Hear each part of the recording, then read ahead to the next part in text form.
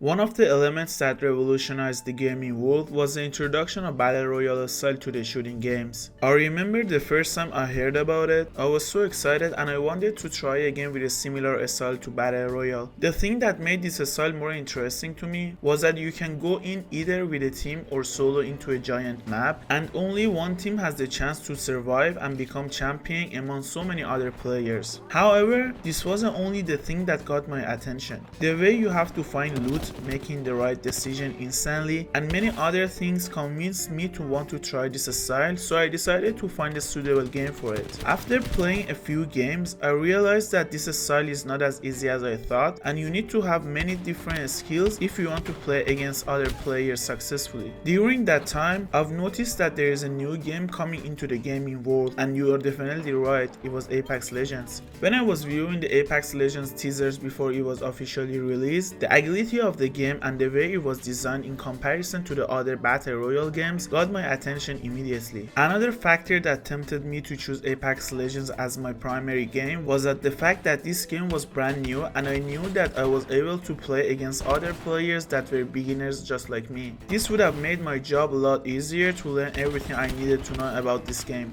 This journey was very challenging for me, and I remember because I was a weak player, I used to punch people instead of using certain guns for close range fights because using guns was very difficult for me at that time. Now it's been 2 years since the game was released and I have about 30k kills at this moment. Because I used to play solo majority of the time, this path was very difficult for me, but at the same time it helped me to achieve necessary skills to become an experienced player in this game. Now I'm here to share my extensive knowledge with you guys, so you don't need to go through the journey that I went through in order to play this game correctly. I'm very excited today because I'm just about to share with you the most important tips and tricks which will help you to play this game efficiently. I promise you, if you stick till the end, you will know the required skills to start this game, which will help you to get from level 0 to level 100 easily because you're no longer a beginner player in this game. So without further ado, let's jump into the video. Hey everyone, my name is Damin and welcome back with another video. If you haven't subscribed to my channel yet and if you like this type of content, make sure to hit the subscribe button, and if you hit the bell icon, you will be notified as soon as I drop my new video. In today's video, we will go through the subheadings. How to start the game, which we will go through all the options that you have in the lobby, then gears, which are very important to know how they work, then how the healing system works, which timing is very important in this section, and fourth, weapon and attachments, which is a very easy part to learn in this game because the game tells you itself what you need to pick for your guns, so you don't have to be worried about it.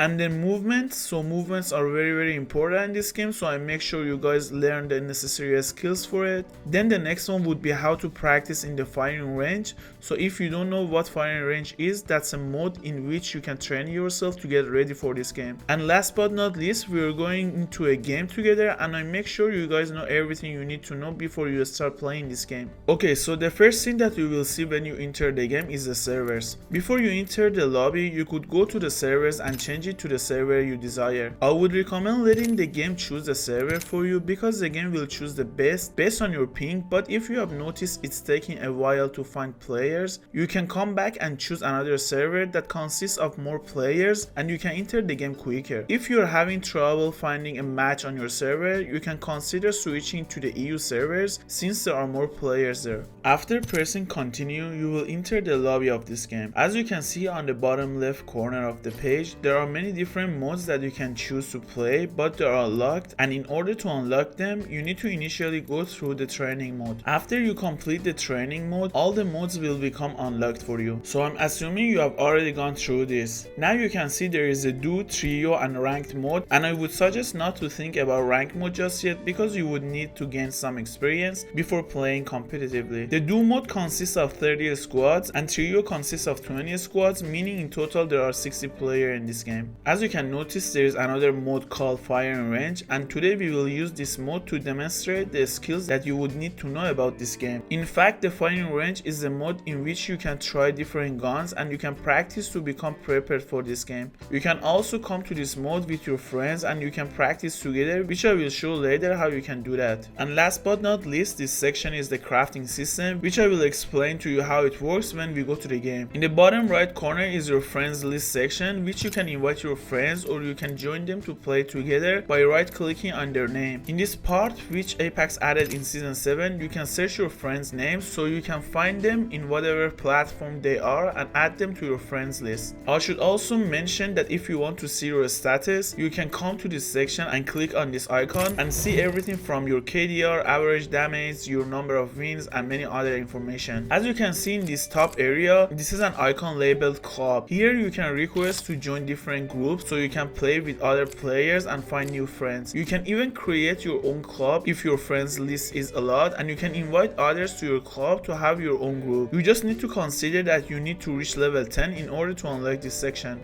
Now the next part is legends. In Apex Legends there are multiple legends that you can choose to play with, and each legend has its own unique skills which can be utilized in different situations. When you create a new account, these legends are already unlocked for you. In order to unlock other legends, you need to get legends tokens, which by just playing the game you can get them easily over time. But for now I will go through the legends that are already unlocked and I will briefly explain to you about the unique skills that each legend has so you can decide which legend you would like to choose to play with first.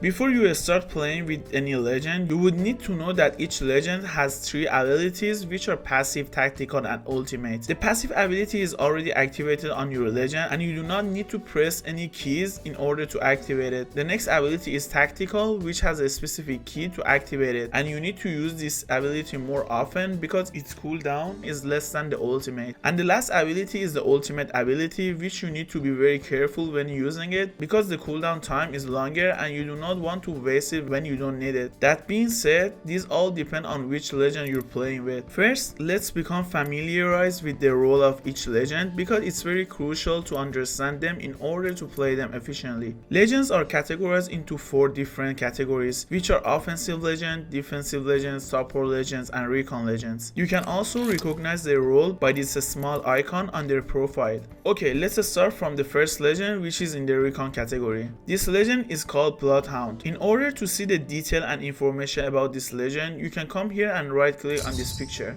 The first thing you need to know about recon legends is that they can scan some beacons in the map which can show their ring in the next zone. This can help your team to make a better decision about their positioning in the final rounds. Now let's take a look at the abilities of the Bloodhound. As you can see, the passive allows you to track the enemy's footsteps around the map and it helps you to locate your enemies easier. For example, if an enemy is running away from you, it's a useless movement because you as a Bloodhound can track them easily. The tactical ability allows you to locate the position of the enemy in front of you till a certain distance. As I mentioned before, this ability has a specific cooldown time, so make sure you use it only when it's needed. The last level of this legend is ultimate, which allows you to become the ultimate hunter. In this level, you can see your enemies in red color in different ranges and you can use your tactical ability every 8 seconds. Also, your sense tracker will be increased, which makes it impossible for anyone to run away from you because your speed will be a lot faster. The next legend is Gibraltar. Gibraltar is a defensive legend and its presence on the team is an advantage at all times. In Apex Legends, if you get shot, you are slowed down and it makes it difficult for your legend to make moves around, but with this legend this will never happen to you because it's a defensive legend. As you can see, as Gibraltar, the incoming damage reduced by 15% and he never gets slowed by any bullet. The passive ability of this legend is activated by aiming downside, which gives you a shield which adds extra 50 health to your character and that would make you even more tanky. The tactical ability of Gibraltar will allow you to place a dome-like shield over your head which protects you from any external damages when you're under it. Imagine that you and your team are in an open area and all of a sudden another team starts shooting you, and if you continue to move farther you will be damaged more. As a Gibraltar, you can use this dome to protect protect yourself and your team, heal up, and continue to proceed. Your next level, which is your ultimate and has a high cooldown, is called Defensive Bombardment. In this ability, you can throw something into an area and it can damage the players who stand on it. It can slow them down and make it hard for them to walk and see around with an additional massive damage.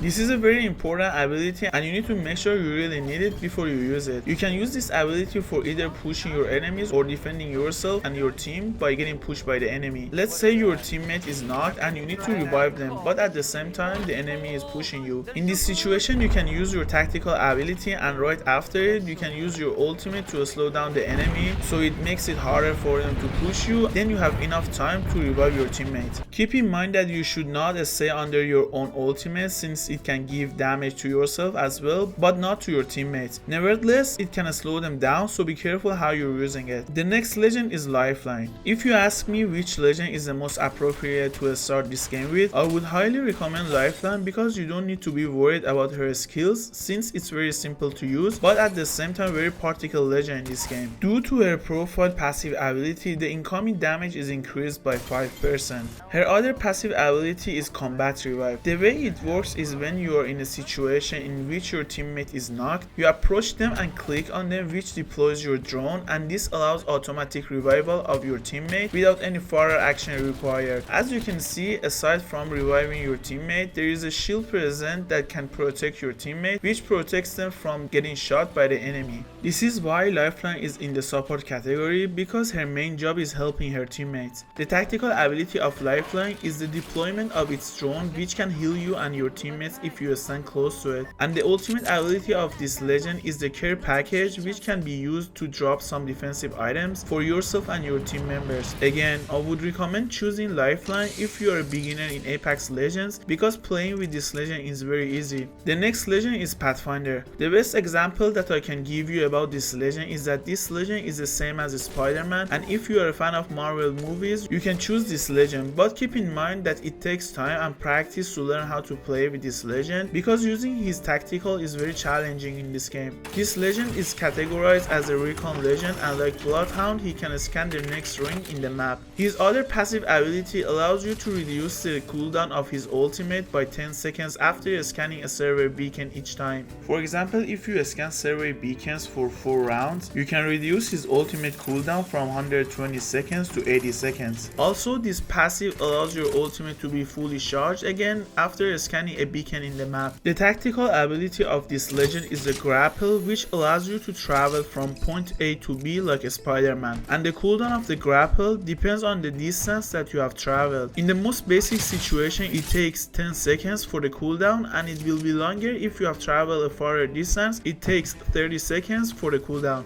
The ultimate ability of this legend is creating a zipline, which can help you and your teammates to travel from one location from another. For example, you can use this ability to travel from a low ground to a high ground, which is very advantageous when fighting with the enemy. If you want to learn more about Pathfinder Grapple, I will include a link in description, which I explain in depth in another video how you can become a master with Grapple, but it requires so much practice, so make sure you're ready for it. The next legend is Wraith. This is the most popular legend in this game, and her rank has always been 1 in the communities. Wraith is an offensive and a super aggressive legend in this game. As you can see, this legend also has a low profile passive ability, which increases the incoming damage by 5%. Her other passive ability informs you if you are in danger or not. For example, when you are proceeding in a game with your team and an enemy spots you, you will hear a voice from Wraith that you have been spotted by the enemy.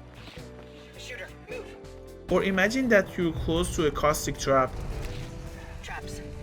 This voice will tell you that you're in danger and you're close to the trap. Once you hear this voice, an option appears on the screen which gives you the option to repeat the voice and share it with your teammates, so they could also know that they're in danger too. For example, in PC, you can use the F1 key to reply this voice for your team members. Trap nearby.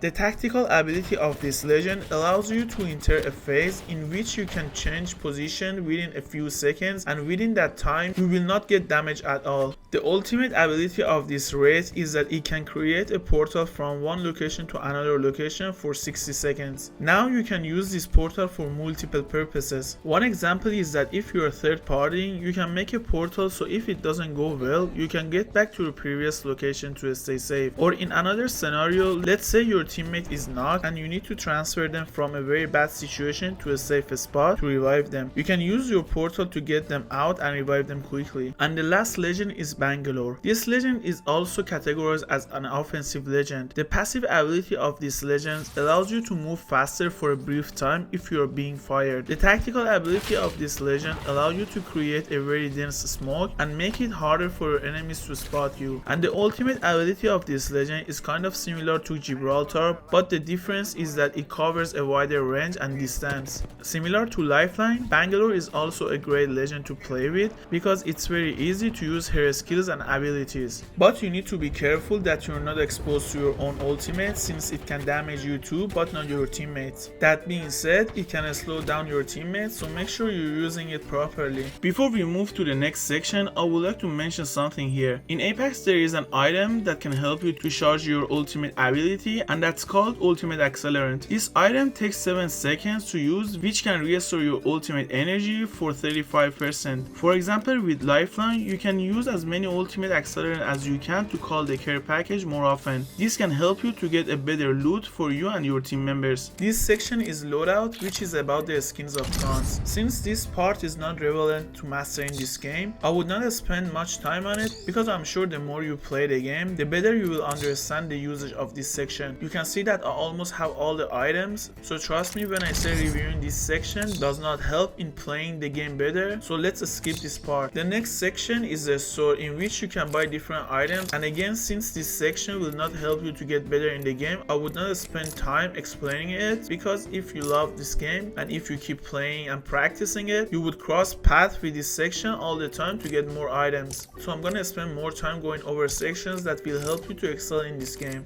In this upper left corner, you can see the battle pass, quests and challenges when you click on it. I would highly suggest that if you like this game, try to purchase the battle pass in the beginning of each season because you could get many items with a small amount of money by playing and leveling up in the season. This section is about the quests, which is not that important. This part is for challenges, and when you complete them, you can collect more XP and get rewards in this game, which I will show you this in the game so you could see where you could find and complete the challenges. Now we will move on to gears. The gears in this game include body shield, helmet, knockdown shield and backpack. The body shields and helmets will help you to get less damage if you get shot in the body or in the head. The knockdown shield, as the name implies, is used in a situation in which you are knocked down. Knockdown shield is used when the enemy has knocked you down and is trying to kill you, and you use the shield to try to prevent the enemy from killing you and creating a chance for your team members to revive you. The last gear is backpacks, which makes it possible for you to have more slots so you can carry more items with yourself. In Apex Legends, you can use the color of the gears to recognize their level to know which one is weaker or stronger. Let's start with a backpack as an example. When you do not have any backpack, you only have 10 slots to carry your items. Backpack level 1 would give you 2 additional slots. The next levels are blue and purple colors, which each would provide you with 2 additional slots. To be more specific, the maximum number of slots you can have is 16 slots when you have a purple backpack.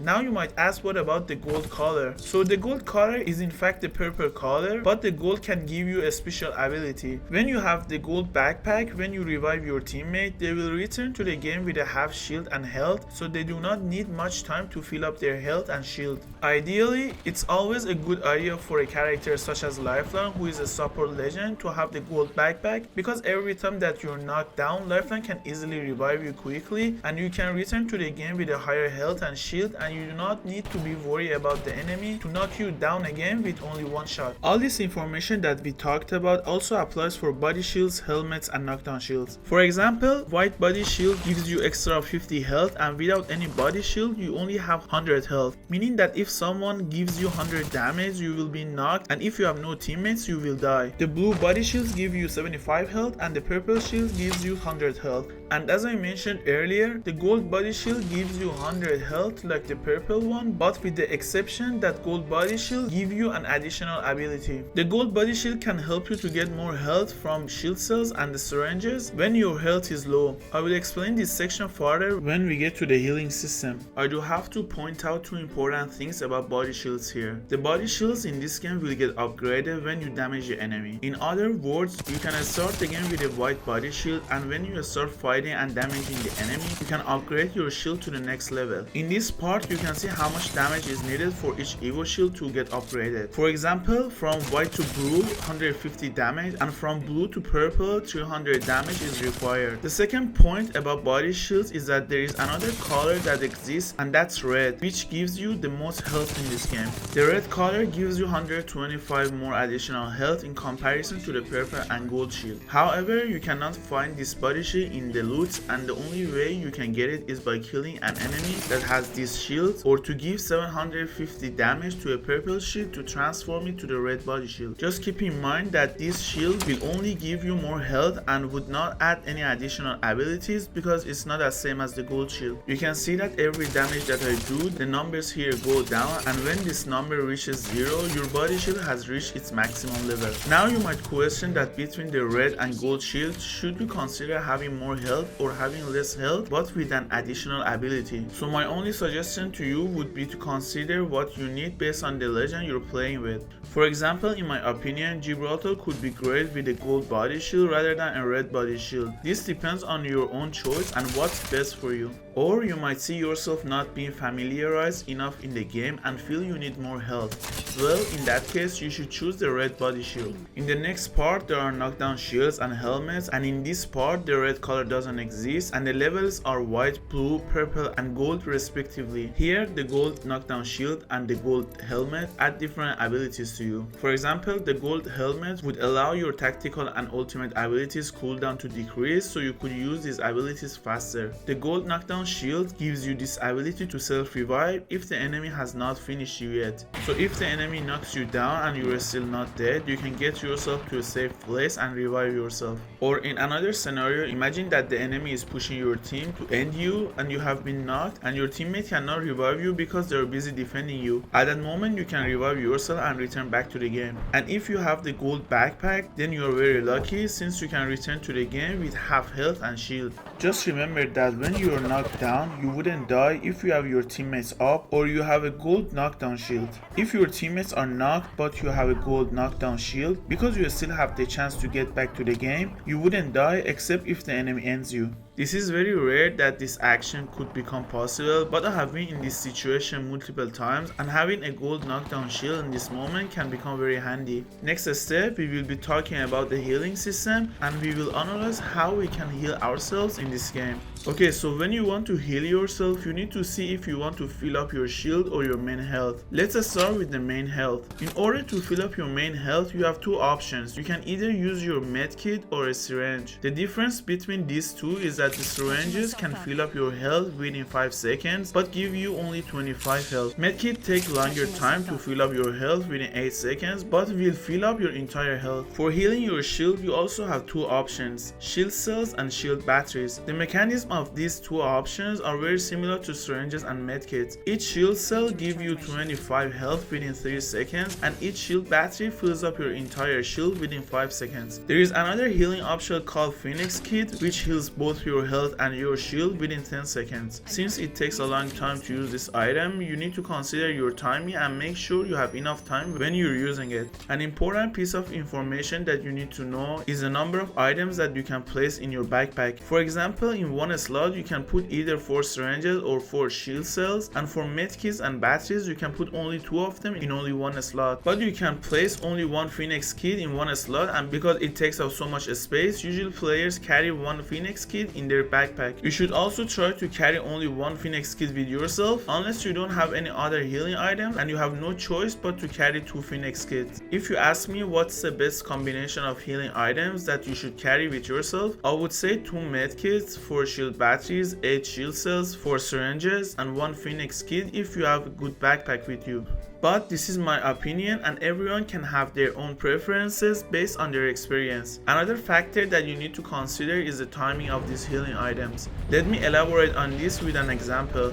Imagine that you have a purple body shield, which is also called level 3 body shield, meaning you have 200 health in total. Let's say that you fight and you get damaged very badly and you need to heal yourself. Meanwhile, the enemy is pushing you and you don't have 10 seconds to use your Phoenix kit. In this situation, you want to return to the game as soon as possible to support your team members. So at this point, you have two options. You can either use medkit or shield battery. I would suggest that you use your shield battery because it only takes 5 seconds to fill up your entire shield. Now you need to analyze if you have enough time to use your medkit or not. If you have time, you can try to heal your health as well, but this is very rare and the majority of the time the enemy is pushing you and you cannot do both at the same time. That's why using a Phoenix kit is not always a good idea, because in the last second of healing the enemy can approach you and knock you down with one bullet. So again, I want to remind you to consider the time that you have and make sure that you are in a safe place so enemy does not aim you. If you remember, I mentioned earlier that I will explain about the gold body shield in the healing section, and now it's the time.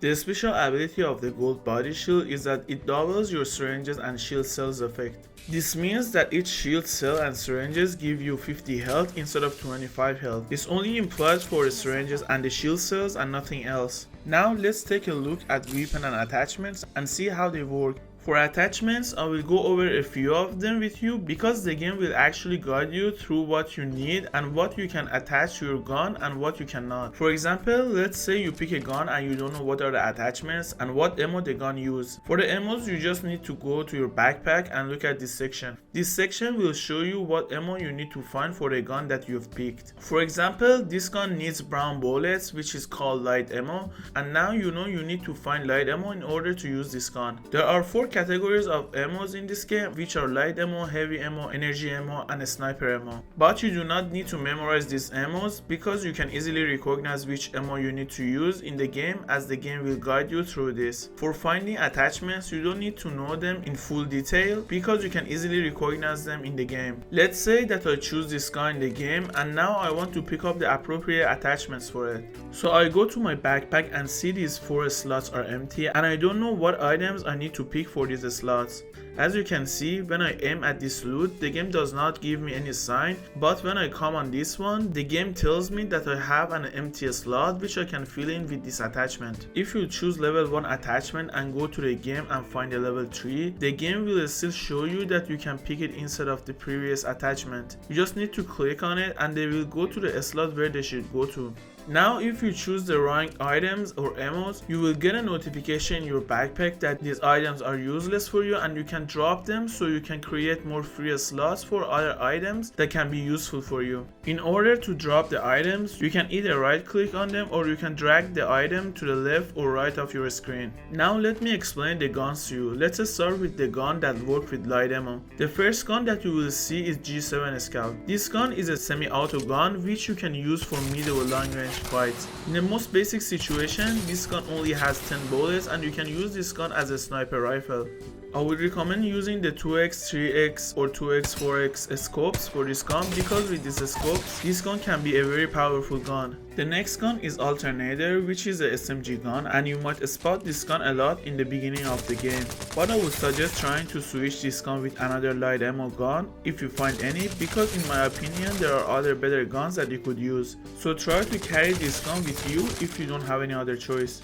The next gun is R99, which is one of the best SMG guns, but it might be hard for you to play with this gun as a beginner since controlling the recoil is very difficult in this game. In Apex Legends, it's very important that you know about the recoil patterns because every gun has a different recoil and it's very important that you are used to it before you pick them up. This is why I highly recommend that if you find a specific gun which you like the most, spend some time in firing range and try to learn its recoil pattern because it can make your job a lot easier when when you're in the game. If you like R99, make sure you can track and keep the recoil well, because these factors are really important if you want to get the best out of this gun. The next gun that you see here is R301, which is an assault rifle. I would highly suggest trying to find this gun because it's one of the best and easiest guns to use in the game due to its high damage that it can cause, a better recoil in comparison to other guns, and also because you can use it in mid and long range fight in this game. You can also set this gun on a single fire and use ammo receiver hop up on it, which increases the single mode damage but reduces the fire rate and uses 2 ammo per shot. For long range fights, it might be a little hard to hit and track enemies with R301 when it's on auto mode, so you can just switch it to single fire and use it like a very powerful sniper rifle. The next gun is P2020, which is a type of pistol gun, and it's normally not my favorite gun, but if you find a hop up attachment, it can become very powerful. So what this hop up does is that it can do higher damage to the targets who are unshielded. The way you can use this gun is that you can use the gun to break down an enemy's shield, and with this gun you can end them quickly due to its high damage. But I would advise not to waste your time looking for the hop up and use your time to locate an R301 instead. And here we have another pistol gun called RE45, which is similar to R99 but a bit less powerful because you can use it for only certain ranges. If you want to pick this gun, I would suggest choosing the R99 since it's a more powerful gun. I should also mention that there is a quick draw holster hop up that you can use for this gun, which reduces the weapon swap time, ADS time, and hip fire spread. In this section we will talk about heavy ammo guns. The first gun is called Flatline. This is one of the best guns in this game, and if I want to give you an example, I would say it's similar to R301 but in different categories. You can also set this gun on single fire and use any receiver hop up, and it exactly works the same as R301. My suggestion would be to have either Flatline or R301 as one of your priorities, because I'm sure you will have fun with this gun by killing your opponents easily. The next gun is called Hemlock, which is a burst gun in this game. So every time you shoot, it shoots 3 bullets and it has a constant recoil, but its shooting pattern might confuse you. This is a very powerful gun, and if you could do a headshot with it, it can cause a great deal of damage, but as I mentioned, because the pattern is confusing, it can be hard for you to use it. So I would suggest spending some time practicing with it before you use it in the game. The next gun is a Spitfire, which is an LMG gun. This is also a good gun in this game, and one important point about this gun is that with an extended heavy mag level 3, this gun would have 55 bullets in only one magazine, so you don't need to worry if your bullets are missed because you will never be out of bullets with this gun. I should also mention that Rampart, which is another legend in Apex, her passive ability allows you to increase the magazine size by 15% and decreases the reload time by 25% if you're using LMGs and minigun. So if you find out you like this gun to use, you can consider using it with Rampart, which you can make it even more powerful. The next gun that you see here is called Wingman. This is a heavy ammo pistol gun which is very famous, and it's extremely difficult to shoot but a very powerful gun in this game. You can see on Twitch that pro players use this gun for close range and mid ranges, and sometimes even for long ranges, because its damage is very high, and as you can see, each headshot of this gun causes 90 damage. You can also find and add this hop up to it, which can add even more damage if you do headshot to your opponents. I would suggest not to use this gun if you find it hard to shoot, and wait till you have gained some experience in this game. And the last one which Apex added in season 8 is 3030 Repeater, which is a lever action rifle in Apex. It has a unique charge mechanic allowing the weapon to do more damage,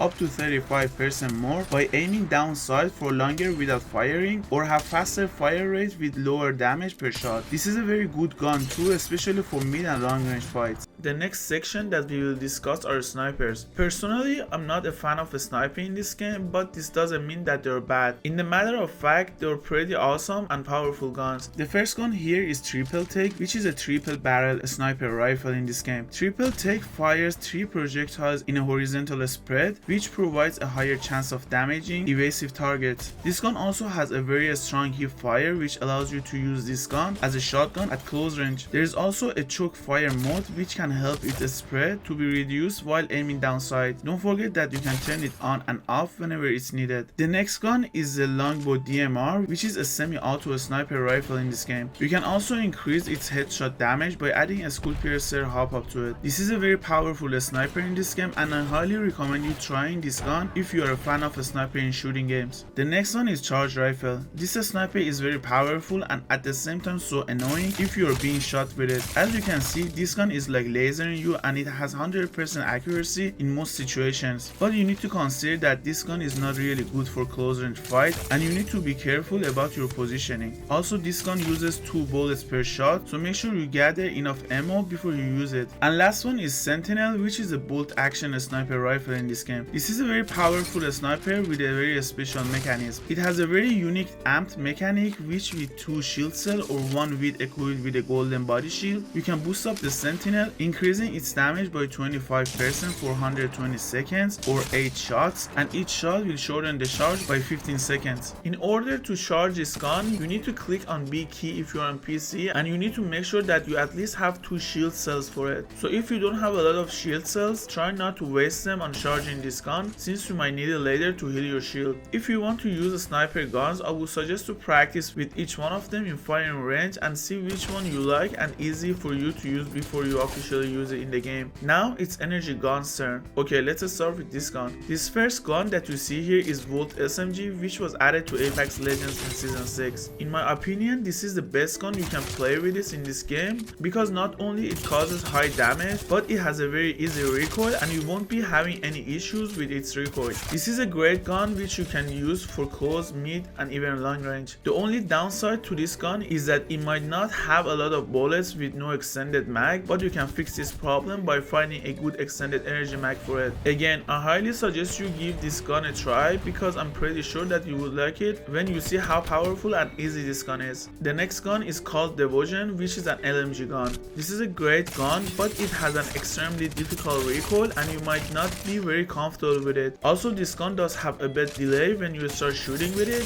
which may make you even more uncomfortable to use it. So I would suggest switching this gun with a Volt SMG if you see one. That being said, you can solve the delay problem by finding a turbocharger, which is a hop in this game. Turbocharger would make this gun shoot at a high speed and end the enemy within a few seconds. Don't forget that this is an LMG gun, and with Rampart you can make it even more powerful by having more capacity for a magazine. The next gun is Havoc, which is a very powerful assault rifle in this game. Similar to Devotion, there is a spin up time before the first shot, and also it has a very difficult recoil pattern, which even makes it harder to use. Likewise, you could find the turbocharger for this gun as well and speed up the process of shooting. But as I mentioned earlier, I would still recommend trying to switching this gun with Volt SMG until you learn the recoil pattern in this game. The next gun is called LSR. This gun is a LMG and it's a really good gun, but personally I don't use it that often and I prefer other guns unless it's the beginning of the game and I do not have any other choice. But if you like this gun, you need to consider something. This gun doesn't need to be reloaded if you don't let it boil up. As you can see here, when I start shooting, some signs appears on the gun, which indicates that if it reaches up here, this gun would need to be reloaded, which takes some time. All you need to do is not let it reach that point by pausing for a second and let the gun to be cooled down. When the guns need to be reloaded, it takes time and you might not want to waste that time waiting for the reload, so just watch out for the signals. This section we will go through care package guns. If you don't know what a care package is, I would say it's like airdrops or containers which provide high loot and are occasionally dropped into the game. Throughout the match, 4 care packages will be announced to all players. The location of the drop is signified by cluster of tan circles on the minimap or the map if you open it. You need to consider that dropping guns is not 100% and you might only find some good gears, but in my experience, you usually can find one of these guns in them. The gun that you see on the left is called Peacekeeper, which is a very powerful shotgun. Previously, this gun was available in the field, but Apex made a slight change and now it's only available in the care package. The next gun that you see here is called Prowler. This is an SMG burst gun, which means each time you shoot, 5 bullets are dispatched from the gun, which makes it super powerful. You can also change it from burst to auto and use it like an auto gun. You could also find this gun in the field before, but Apex made some changes and this gun could be found only in drop air now. now. This gun that you see is called Kraber. This is a very powerful sniper gun in this game, and players always fight over it since it can knock down enemy with any level of helmet and body shield with a single headshot due to its extremely high damage. I would also recommend you to take this gun anywhere that you see it because I'm 100% sure you will have a lot of fun with it. An important point that you must consider about care package guns is that they come with their own original ammos, and once your ammo is done, you can no longer use that gun. Another point is that these guns are constantly changing. For example, next season, Apex might take the Peacekeeper or Prowler out of the care package and changing it with another gun. But this case had never applied for Krabers except in some random events in which you could easily find Krabers in the field. But don't worry, those modes are constantly on and off, so if you keep playing Apex, you will find the chance to play those events again. The last thing is, do not forget that these guns come with the best attachments, so you don't need to think about adding anything on them. Now let us take a look at the shotguns. The first gun you see here is called Mozambique. In my opinion, this gun and P2020 is the most garbage gun in the game, but this doesn't mean that they don't give any damage, and in fact Mozambique can become a powerful gun by adding a hop hammer point, and the same applies to P2020. The only problem with this gun is that it only shoots 4 bullets, and if you miss your shots, you need to wait for it to reload, and you do not want to waste any time on reloading your guns when playing Apex. But without the hop add-on, this gun is very garbage, and I'm sure you will experience this yourself at one point. The next gun is Eva 8. This is a very good gun, and if you're able to manage your shots properly, it has a very high damage and firing rate. Additionally, if you could find a level 2 or level 3 bolt attachment, then this gun will become an ultimately powerful gun because it adds to the firing rate of this gun. And the last gun is called Massive. This gun was in care package in the previous seasons, and in fact Peacekeeper used to play the role of this gun, but now this has changed. This is one of my main guns, and I always try to find this gun in every game because you will have a lot of close range fights in Apex Legends, and having a very good shotgun with you is one of the necessities in this game. I would suggest that you find a good rifle gun and a massive because this combination is amazing. I didn't explain about extended mags or barrel stabilizer or any other attachments in depth because it takes a long time to go over them and you do not need to know about them. Remember that the game tells you itself that what you need to pick for your guns. Just make sure to take them if you see them anywhere in the game and let the game do its job, and I'm sure you will know their mechanics when you start using them. All these attachments will assist you with your mags, recoil and better mechanics of your gun. I just need to mention that in Season 8, Apex added a new type of extended magazine for all guns, which is legendary, and the way it works is it automatically reloads a stored weapon after a short time. This is a very good feature in my opinion, and you don't need to be worried about your first gun if you switch it to your second gun, because if you have this attachment, even if you haven't reloaded your first gun, it will be reloaded automatically after a while when you're using your second gun. Now, I do want to go over one scope with you, which is called Digital Threat. This scope is used with SMG guns and pistols, and this scope will help you to easily aim your enemy even if they are in a smoke or in a caustic gas. I recommend that you pick this scope if you see it in the game, because if you come across a squad that has either a Bangalore or caustic on their team, you would be able to stand up to them. Now I want to briefly explain to you about the nades in this game. There are 3 types of throwables, which are arc stars, grenades and thermite grenades. The arc stars are nades that not only damage after they explode, but you can also throw them at the players' bodies and damage them in that manner too. For example, you can throw your arc star at the enemy's bodies and this will cause damage by hitting them and exploding them. The grenades are the nades that will explode after 4 seconds of throwing them. The only difference between the grenades and the arc star is that arc star need to hit the surface in order to explode, but the grenades will explode after 4 to 5 seconds the moment you throw them. For this reason, the grenades can be used vertically because the time it takes for it to explode is spent in the air, and by the time it reaches the enemy, they won't have enough time to dodge it because it explodes immediately. But with arc stars, it's really easy to recognize them, and after it lands, players usually have enough time to miss it easily. I should also mention that arc stars can be used for farther ranges in comparison to grenades.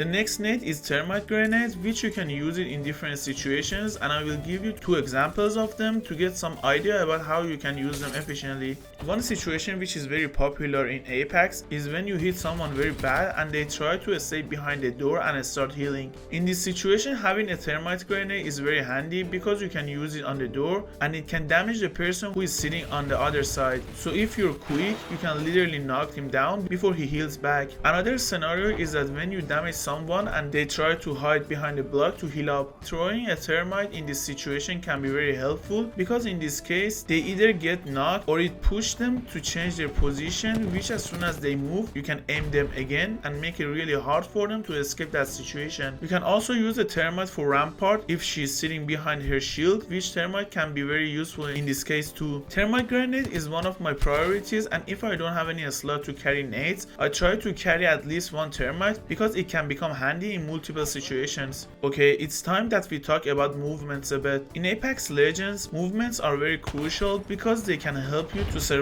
and fight for a longer period of time. I will not cover advanced movements such as wall jumps because my assumption is that the audience that are watching this video are beginners and you need to gain a bit of experience before you become familiarized with advanced movements. The first tip that I want to give you is try to be as unexpected as possible when shooting the enemy. Let me elaborate this with an example. If you're trying to shoot an enemy, instead of moving only to the left or right side, try to move both directions so the enemy won't be able to track you, and this would make you less predictable. Now if you're also able to crouch while maneuvering around, then that would become even harder for your enemy to aim and shoot you. Another thing is that if you're fighting 1 versus 1 and you want to reload your gun, try standing on the side and turn around once you have reloaded. This will help your size to be smaller in a way that the enemy would not be able to aim you easily, and they might even miss their shots mostly. Another movement that can help you in different situations is sliding, which you can do by holding the crouch button. Sliding can help you to have a quick acceleration for a very brief time, which can help you for multiple purposes. For example, imagine fighting with an enemy and suddenly you decide to jump to not get hit by a massive shot. You can combine your jump with a slide right after it, which can speed up your character and it can help you to be less predictable. Or for example, you need to be reloading your gun while fighting. You can jump and slide while reloading, so it can make it harder for your opponents to hit you. Another usage of sliding, which I use this method a lot, is when you're walking on the edge, you can use a slide and it can help you to have a quick speed for a second, which can help you with many things. You can use this method either when you're fighting an enemy or if you want to rotate quicker around the map.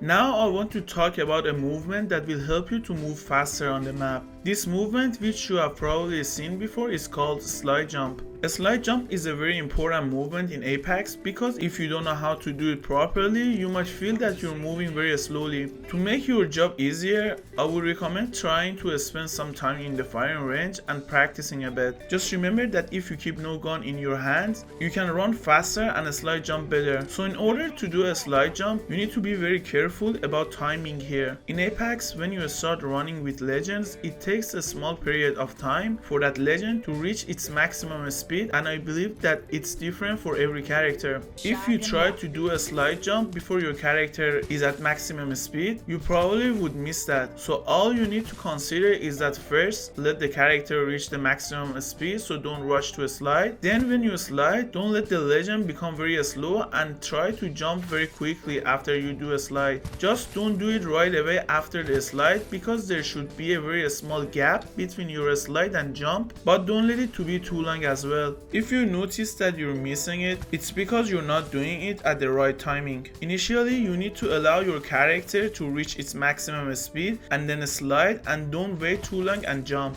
As you can see, if I don't do it at the right timing, I cannot do it either, and I cannot do the slide jump. You should also consider that the walking pattern of each character is unique and different, and in order to be able to slide jump with every character, you need to understand and know their walking pattern. For example, I noticed that slide jumping with Bangalore is very different, and personally, I miss it the majority of the time when I randomly play with this character. It's usually easier to slide jump with Red, and it's very rare that you miss it with this legend. Now let's head to the firing range and see how you can play with your friends and activate Activate Dummies to practice with them. In order to play with your friends, you need to be in the same lobby and come to the firing range together. When you are here, there is an option that you can switch the friendly fire on and off, which allows you to fight with your friends and practice together. One tip here is that when you use your abilities, or if you are damaged so bad by your friends, you don't need to waste your time to heal yourself or wait for the cooldowns to be back again. You can just switch your legend to another and switch back to the legend you were using, then it will automatically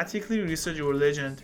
Now if you want to fight with the dummies, here is what you need to do. If you don't know what dummies are, they are a kind of bots which you can practice with them, but you shouldn't underestimate them. Firstly, you need to make sure you don't have any gun, otherwise you cannot activate this mode. So I'm gonna go ahead and drop my gun. This rule only applies to guns, and you can have anything else on you but not a gun. To start, you need to come to the farthest left cave and come up here. You could use Pathfinder to come here like I did. After that, you need to crouch and look all the way down, then you need to change your legend. Just make sure when you crouch, you're looking all the way down, because if you're not, it wouldn't work. When you have done, you will hear a sound which means that the dummies have been activated. So now I'm gonna change the legend here and boom, there we go. The dummies are categorized into 3 different colors: white, blue and purple, and as you may know by now, their color indicates their level of strength. Don't underestimate the purple dummies because they can give you a very high damage and knock you down very easily. I recommend that you seriously consider using this feature because it gives you a chance to try and practice with different legends and guns. Another cool feature of firing range, which is irrelevant to the game, is third-person mode. I remember that Apex made a mode before which you could play the game in third person for a short period of time, but it faced a lot of criticism and currently it's only available in the firing range. So in order to go in third-person mode, I will include the link in description, which in another video I explained how you can do that to have more fun, so feel free to check it out. Okay, now it's time to go into a game together, and I want to make sure that you guys know everything you need to know before playing this game. Before we go to the gameplay, I want to show you guys a few things about settings and explain to you how they can help you in the game if you change them. I'm not going to explain every single option on setting in depth, but I make sure you guys know the important ones, and for the video setting, you can just copy mine, which I believe can help you to get a higher FPS and a better visibility in game.